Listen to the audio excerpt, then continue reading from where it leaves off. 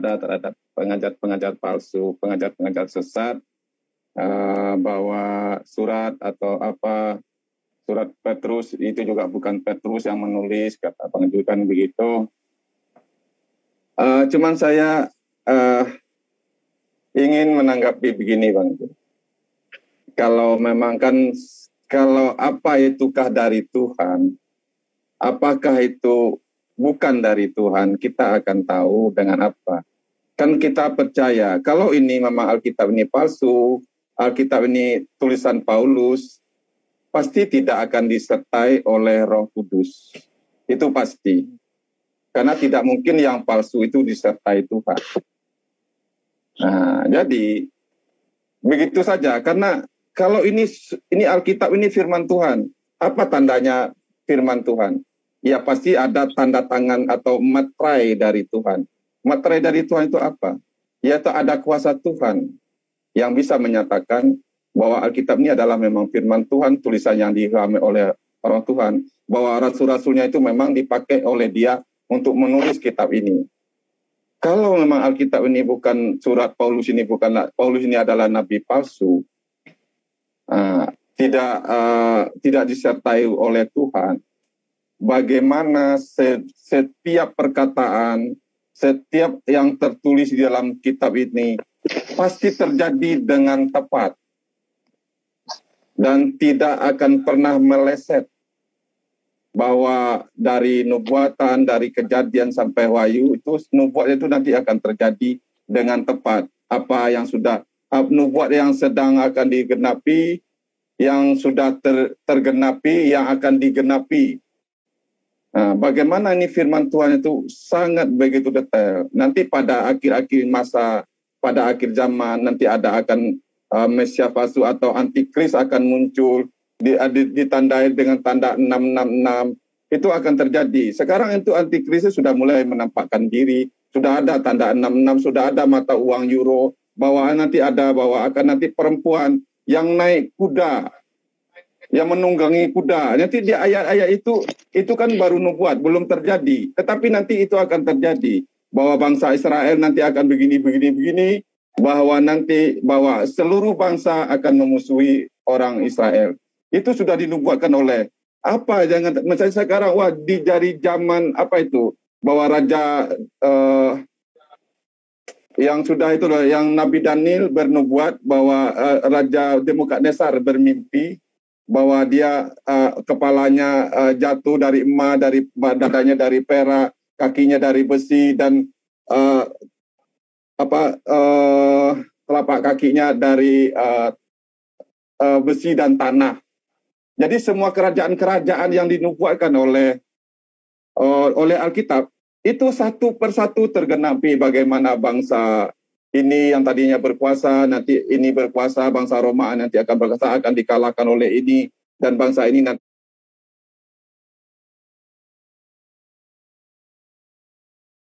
akan berkuasa, akan terjadi seperti ini. Nah, sekarang tinggal yang belum terjadi ialah nubuat tentang bahwa kaki yang dari besi, yang dari tanah itu nanti akan berdiri suatu bangsa yang akan bersatu. Alkitab, kalau ini memang Alkitab ini bukan firman Tuhan, bagaimana terjadi begitu tepat, tidak pernah meleset satu titik pun. Jadi ini membuktikan bahwa karena ada ayat yang mengatakan, kalau memang itu firman Tuhan, apa yang dikatakan Nabi itu tidak terjadi, janganlah percaya kepada dia. Sebab kalau dia berkata begini, tetapi itu tidak terjadi, dia bukan Nabi, dia Nabi palsu. Begitu cara membedakannya, mana Nabi palsu, mana Rasul palsu. Kalau Rasul palsu itu apa yang dikatakannya tidak terjadi, tetapi apa yang ditulis oleh Alkitab, apa yang ditulis dari Wahyu sampai semuanya ini, itu terjadi dengan tepat. Jadi dengan begitu, saya percaya bahwa Alkitab ini dihilami oleh Roh Tuhan. Tidak mungkin manusia bisa mengetahui ribuan tahun yang akan terjadi. Karena hanya Roh Tuhan yang mengetahui apa yang akan datang. Karena hanya Tuhan yang bisa menyingkapkan hal-hal yang akan datang. hal yang akan terjadi, hal yang bisa tergenapi.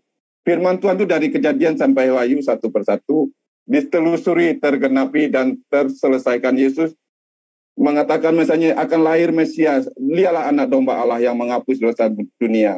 Dari kejadian itu sudah diwahyukan bahwa nanti akan ada sang penyelamat, bahwa Tuhan sendiri akan beserta manusia, Immanuel. Dan itu terjadi, firman itu telah menjadi manusia. Dan Yesus itu, Yesus berkata, roh Tuhan ada padaku untuk memberitakan tahun rahmat Tuhan telah datang. Jadi di zaman Musa ada hukum-hukum yang harus digenapi oleh Yesus. Bang Jul mengatakan Yesus memang tidak, Bang Jul mengatakan Paulus meniadakan hukum Taurat, sedangkan Yesus mengatakan sebelum langit dan satu iota pun tidak akan ditiadakan sebelum langit dan bumi lenyap. Jadi tidak akan dilenyapkan, tidak akan ditiadakan, satu titik pun tidak akan dirubah. Tetapi apa yang ada tertulis dalam hukum-hukum, dalam kitab para nabi, dalam apa yang akan diselesaikan, nubuat-nubuat tentang yang akan datang, itu diselesaikan oleh. Makanya Yesus berkata, waktu kamu mendengar aku membacakan ini, genaplah ini. Jadi Yesus menggenapi hukum-hukum dan menggenapi apa yang terjadi, yang tertulis dalam kitab Taurat. Simbol-simbol ibadah.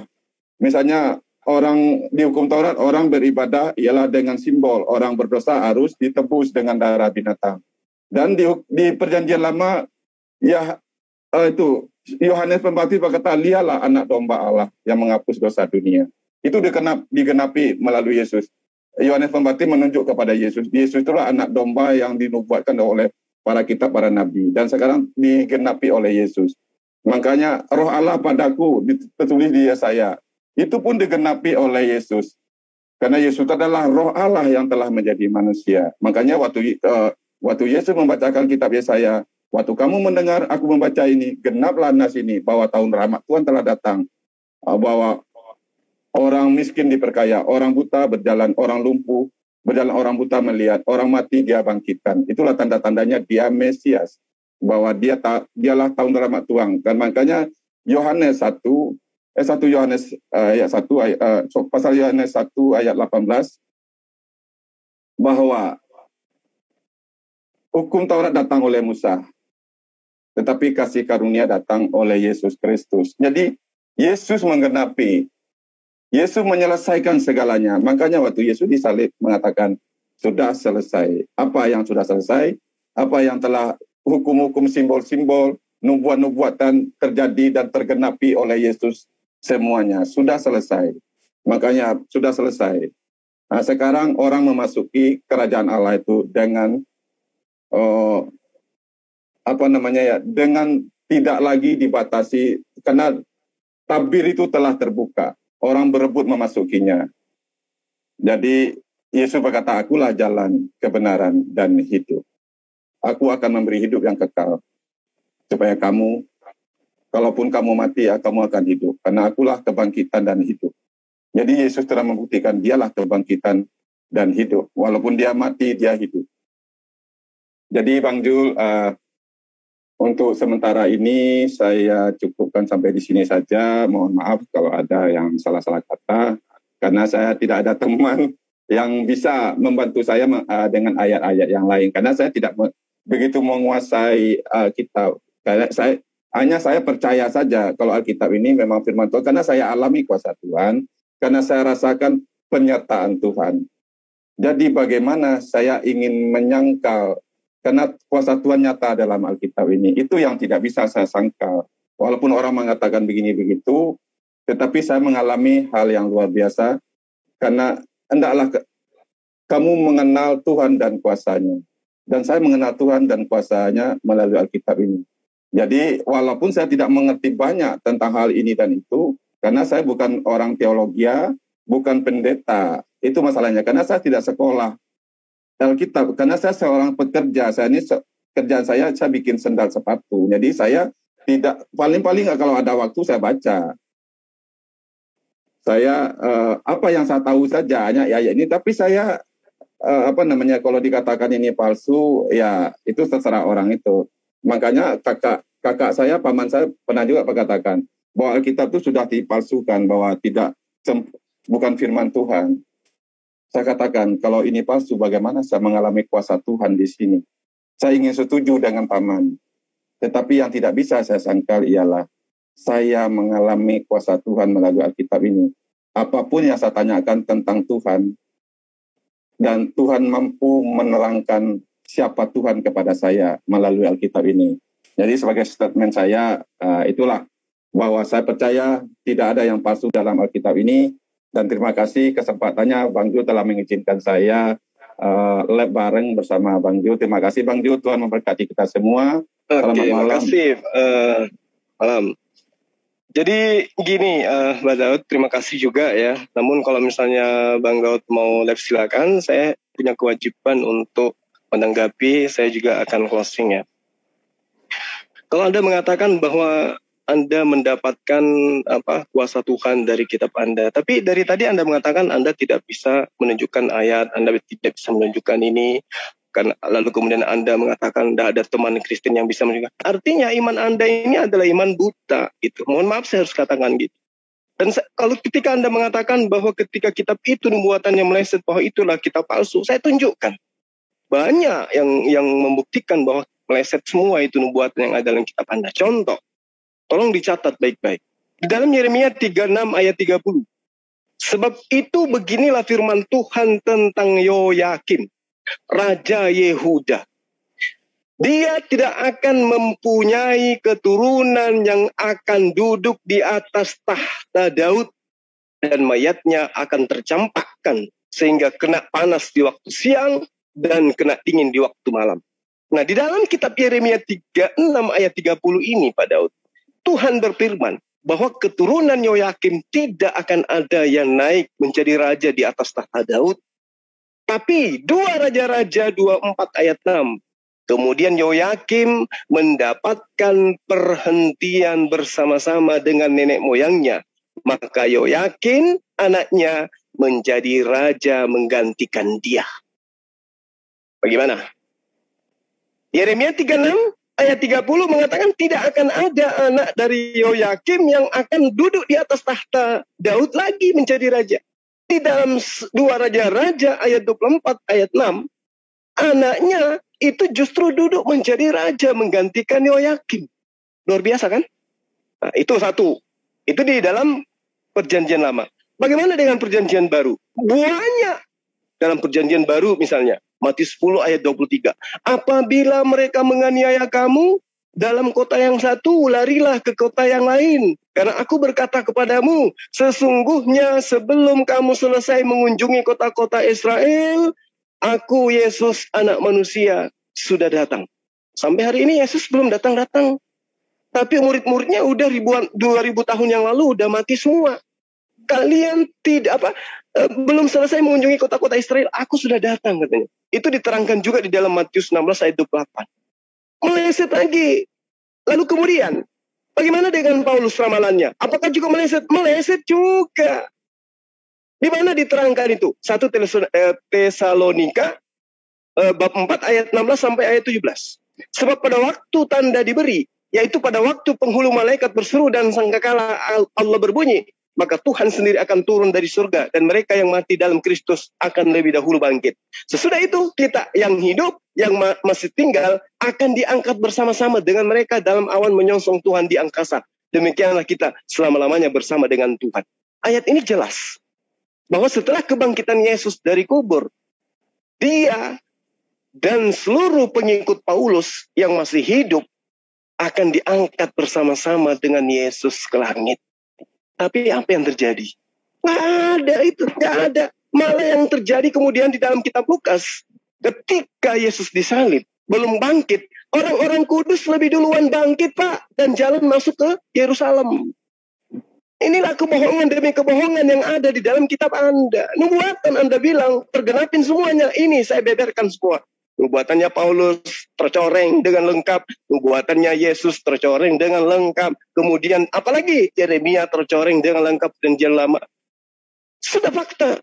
Tapi yang ingin saya katakan adalah kembali kepada pernyataan Yesus. Pengajar-pengajar palsu. Pengajar-pengajar palsu itu akan kelihatan dari ajarannya bahwa itu bukan firman Tuhan.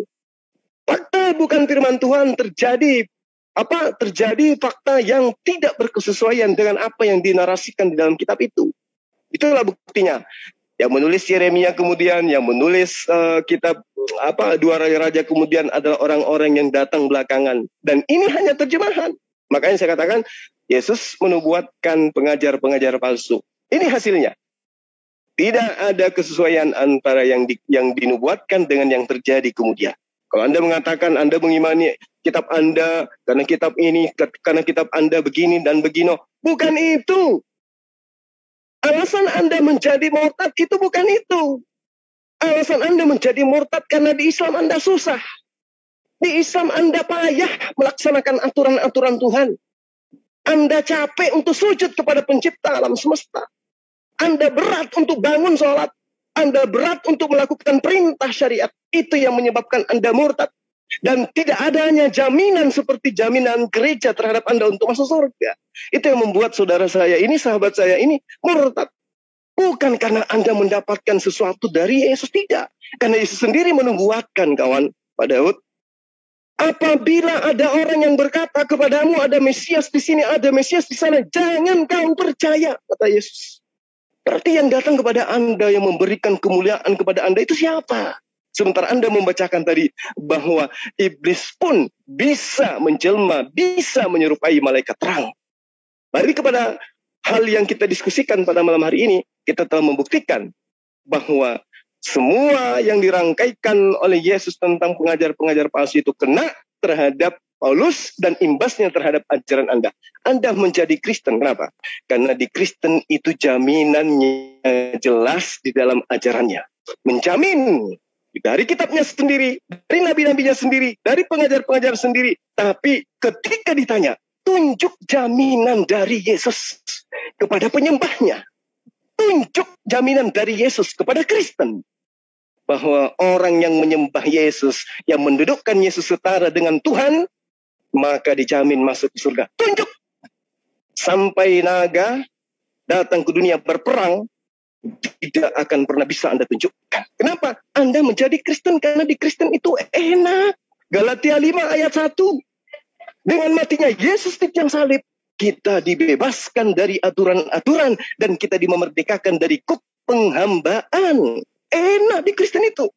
Siapa yang berkata dengan mulutnya bahwa Yesus itu adalah Tuhan, lalu perkataannya itu diyakini sepenuh hati, maka dia akan diselamatkan. Enak di Kristen itu, Pak.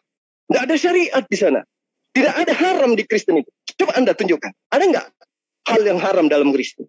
Oh, di dalam Kristen haram berzina. Itu di dalam perjanjian lama yang sudah digenapi oleh Yesus. Berarti sudah tidak berlaku. Karena kalian sudah dibebaskan dari hukum-hukum itu. Oh, di dalam Kristen tidak boleh menyembah selain daripada Allah. Tidak boleh membentuk ilah-ilah lain. Oh, itu di perjanjian lama. Sekarang Anda boleh menyembah manusia bernama Yesus, boleh menyembah roh bernama Gabriel atau Roh Kudus atau apapun itu. Karena Anda sudah dibebaskan dari kuk penghambaan, Yesus mati terkutuk untuk membebaskan kalian dari hukum Tuhan. Saya kira seperti itu untuk sementara, Pak Daud. Semoga Bapak masih mau berdiskusi dengan kita di lain waktu. Nggak boleh saya tanggapi satu patah dua kata aja gitu. Boleh? Boleh, silakan. Silakan. Oh, iya. Dan saya berharap yang anggapan Anda ini ada bobotnya, monggo. Ah ya, karena Bang Jul mengatakan. Lanjut terus Pak Daud, jangan mundur, ayo biar lagi. Oke, Pak Sugi. Agak begini Pak Daud, ini kan nostalgia setelah nggak berdiskusi mungkin ada 3 tahun ya. Nah, sayang sekali kalau cuma sebentar begitu Pak Daud. Ya, lanjut. Udah 2 tahun. Enggak, saya tanggal satu lagi ya paling enggak ya. Karena apa ya?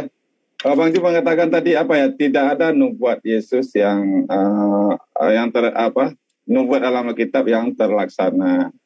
Bang Ju mengatakan juga bahwa apa ya, Yesus mengatakan bahwa pada sangkakala berbunyi dan orang yang percaya Yesus bangkit. Dan sampai sekarang orang yang percaya Yesus belum bangkit, kata Bang Ju. Kan memangnya sangkakala itu sudah berbunyi belum? Pada sangkakala itu pada akhir zaman, Bang Jo. Pada sangkakala itu waktu sangkakala berbunyi, orang yang percaya Yesus akan bangkit menyongsong Yesus di awan-awan, itu pasti itu. Dan Bang Jo mengatakan orang Kristen itu ya karena ajaran Yesus tidak ada yang apa aja menuankan manusia boleh, berzina boleh, karena itu berzina itu bukan di perjanjian baru atau di perjanjian lama. Yesus mengatakan hendaklah kamu kudus, tanpa kekudusan orang tidak bisa melihat kerajaan Allah. Bagaimana Bang Jo mengatakan bahwa berzina boleh, ini boleh. Kita telah ditebus dari hidup dosa. Kita telah keluar dari hidup yang bergelimang dosa. Dan kita dipanggil untuk menjadi anak-anak terang. Bagaimana mungkin kita masih tetap melakukan dosa itu? Karena Anda harus tahu Bang Jo, orang yang baptis itu melambangkan kita mati bagi dosa dan kita hidup bagi Tuhan. Kalau kita udah mati bagi dosa, bagaimana lagi kita mau berzina? Bagaimana lagi kita mau mencuri? Karena siapa yang ada di dalam Yesus Kristus, ia adalah ciptaan baru. Yang lama berlalu, yang baru datang. Ketika kita percaya Yesus, kita dimeterai oleh Roh Kudus sebagai jaminan bahwa kita ini anak Allah. Bahwa kita ini milik Allah. Bagaimana orang yang mempunyai Roh Kudus bisa berzina lagi, bisa hidup dalam dosa lagi, dikuasai lagi oleh dosa, dikuasai lagi oleh iblis. Sebab Yesus berkata, barang siapa yang menjadi hamba yang berbuat dosa, dia hamba dosa. Bagaimana dia berkata bisa menjadi hamba kebenaran? Sebab barang siapa yang dikuasai orang itu, dia menjadi hamba orang itu. Kalau orang yang hidup dalam dosa, dikuasai dosa, dia menjadi hamba dosa. Dia bukan menjadi hamba kebenaran lagi, dia bukan menjadi hamba Yesus lagi. Jadi kalau Bang Juba katakan orang Kristen bebas berbuat apa saja, itu tidak benar.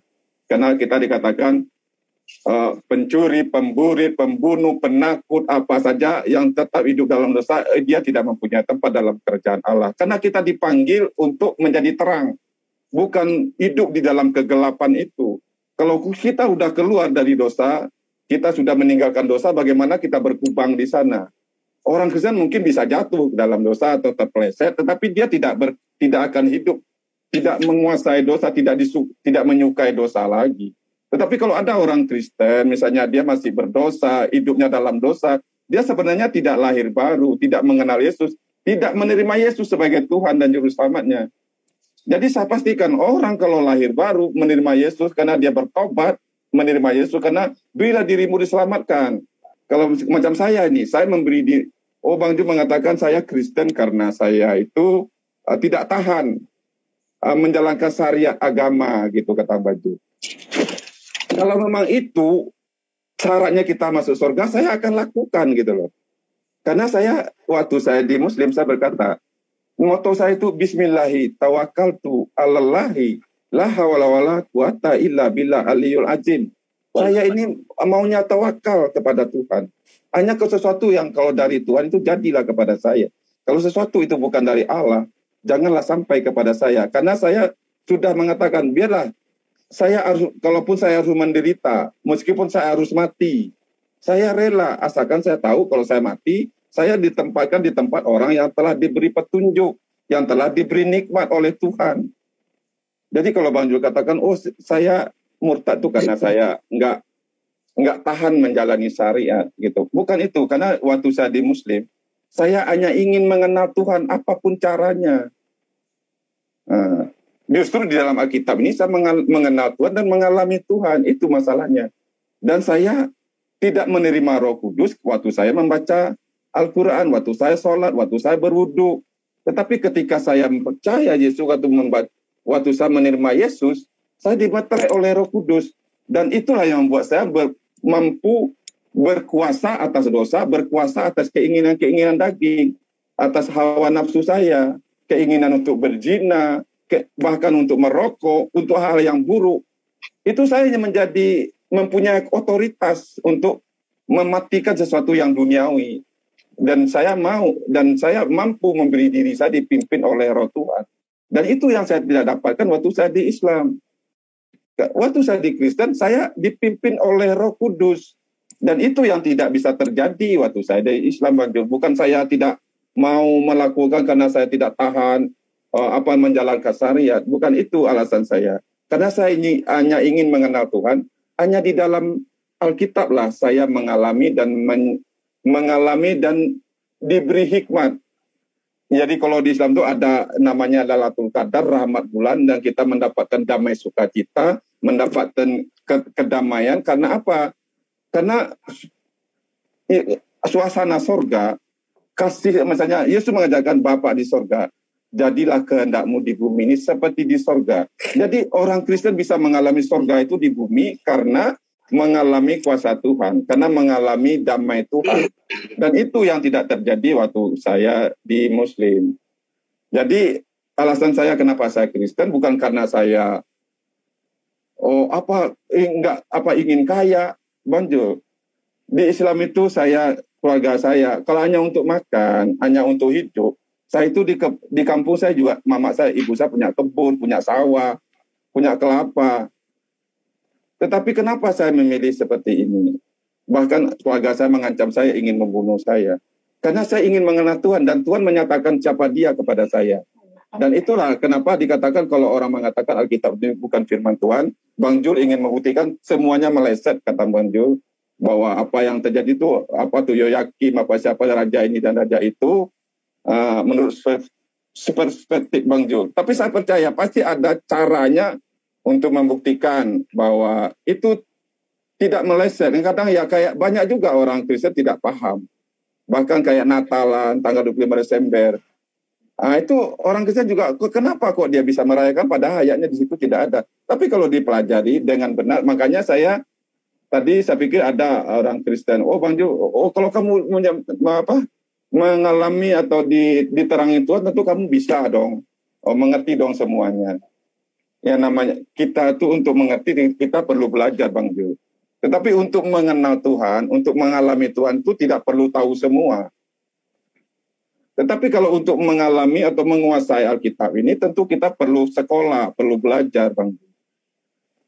Nah, jadi satu hal saja yang saya ingin kasih tahu sebagai statement terakhir, bahwa saya itu ingin mengenal Tuhan waktu saya dahulu, tetapi sekarang saya mengenal dan Tuhan menyatakan siapa Tuhan itu ke saya, siapa itu pencipta saya. Jadi saya mengenal Tuhan saya.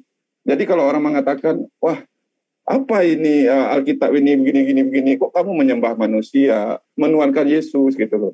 Kan itu seolah-olah Tuhan itu bukan manusia gitu. Saya percaya Tuhan itu bukan manusia, tetapi Tuhan yang saya sembah itu Tuhan yang disembah oleh Abraham, Tuhan yang disembah oleh Adam.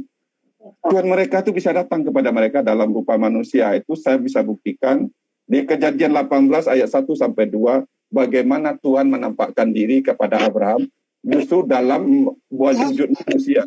Tuhan itu bisa datang dalam wujud malaikat. Itu yang bisa terjadi kepada kita. Sekarang bagaimana Tuhan menyatakan diri kepada kita? Dia ada Roh Kudus.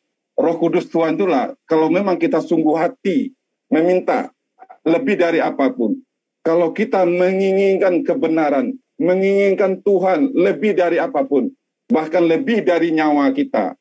Karena Yesus berkata, kalau kamu mencintai aku, mencintai kebenaran lebih dari apapun, lebih dari ibumu, lebih dari bapakmu, lebih dari saudaramu, bahkan lebih dari nyawamu, dan kamu akan menemukan kebenaran.